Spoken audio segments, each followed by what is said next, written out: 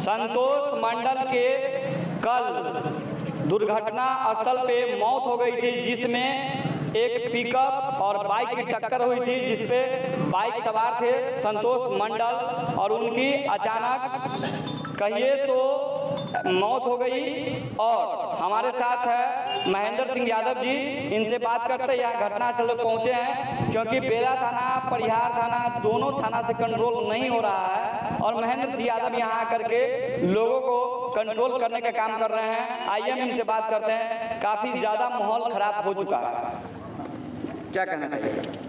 अदगाई गांव निवासी संतोष मंडल, जिनका ससुराल है खैरवा गांव में, यहाँ से विदागरी करा करके ले जा रहे थे अपने परिवार का, और दूसरी दिशा से आती हुई पिकअप वैन ने उन्हें ठोक दिया, जिसके कारण से घटनास्थल पर उनकी मौत हो गई। पोस्टमार्टम होकर डेड बॉडी आया है और ग्रामीण आक्रोशित हैं पूरे इलाके के कि इस तरह की घटना नहीं होनी चाहिए थी। हम संवेदना प्रकट करते हैं पूरे परिवार के प्रति और मुआवजे की मांग को लेकर के इस गांव के, इस इलाके के लोग आंदोलित है कि वह बहुत ही गरीब परिवार है, निहायत गरीब परिवार है। उस परिवार का पालन पोषण करने वाला, भरण पोषण करने वाला जो नौजवान था वो चला गया है, तो उस परिवार को आर्थिक संबल तो चाहिए। हम सरकार से मांग करते हैं कि उस परिवार को उचित मुआवजा दे। दूसरी बात, सामाजिक पहल भी हो रही है। जिनकी गाड़ी है वो गाड़ी मालिक इसी गांव के हैं, सब विजय शाह जी के नाम से वो गाड़ी दर्ज है, रजिस्टर्ड है। तो हम लोग सामाजिक पहल भी कर रहे हैं कि गाड़ी अभी कहाँ पे है? गाड़ी जब्त है, थाने में जब्त है।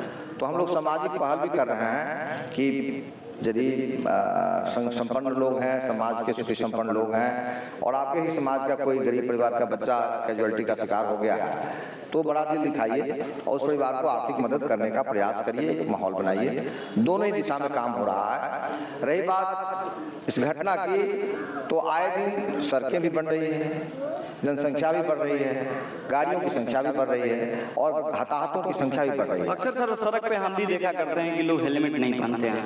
हेलमेट के अलावे गाड़ी की गति और खास करके ग्रामीण क्षेत्रों में हम अपने लोगों से हम हाथ जोड़ के विनती करना चाहेंगे कि जिस हिसाब से विकास की रफ्तार देश दुनिया की है, गाड़ी की संख्या बढ़ रही है, जनसंख्या का चाप बढ़ता जा रहा है, तो आप सड़क से थोड़ा सा सावधानी भी बरतें। संतोष की जो मौत हुई है तो संतोष जी के जो लोग हैं, घर के लोग हैं या रिश्तेदार हैं, उन लोग का कहना है कि वो जो गाड़ी चला रहे थे वो घसीटते हुए उनको ले गए। मैं देखा हूँ घटनास्थल पर, वो जो पिकअप वैन है वो एक्सट्रीम राइट साइड में उसको ठोका है, एक्सट्रीम राइट साइड में ठोका है और फिर वो लेफ्ट लिया।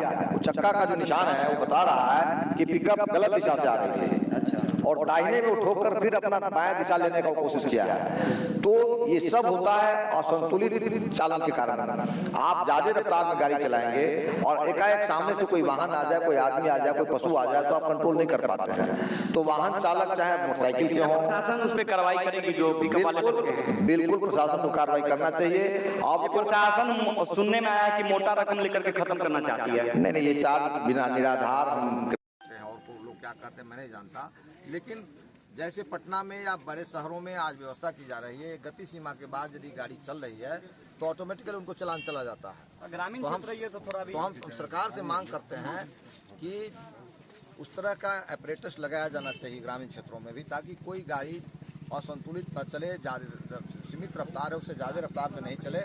और खास करके ग्रामीण क्षेत्रों के जो लोग हैं उनसे हम हाथ जोड़ के विनती करना चाहेंगे, हम भी वाहन पर चढ़ते हैं और आए दिन जो फेस करना पड़ता है, जिनका 10 कट्ठा का है, 5 कट्ठा का है, 2 कट्ठा है, वो अपना दरवाजा छोड़ करके रोड पर नादी रखते हैं, रोड पर पुआल रखते हैं, रोड पर गोबर रखते हैं, रोड पर मवेशी बांध देते हैं। इन चीजों से सब लोग परहेज करिए। जिंदगी बहुत कीमती है।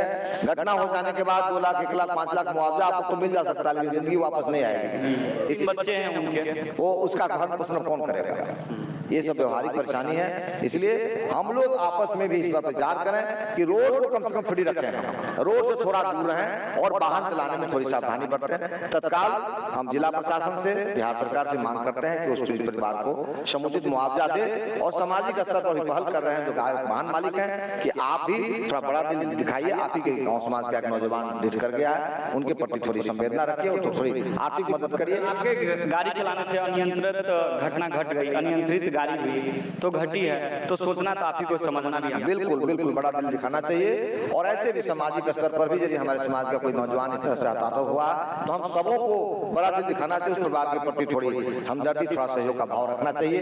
ये भीड़ आज खड़ी है इस इलाके की, थोड़ा सब लोग मदद कर देंगे, उस परिवार को थोड़ा संबल हो जाएगा। इसलिए थोड़ा बड़ा दिल दिखाना चाहिए।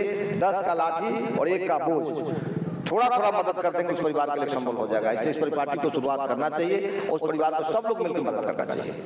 नमस्कार, आप देख रहे थे बिहार वार्ता नरेंद्र कुमार के साथ। हम अभी मौजूद थे खैरवा बिशनपुर में।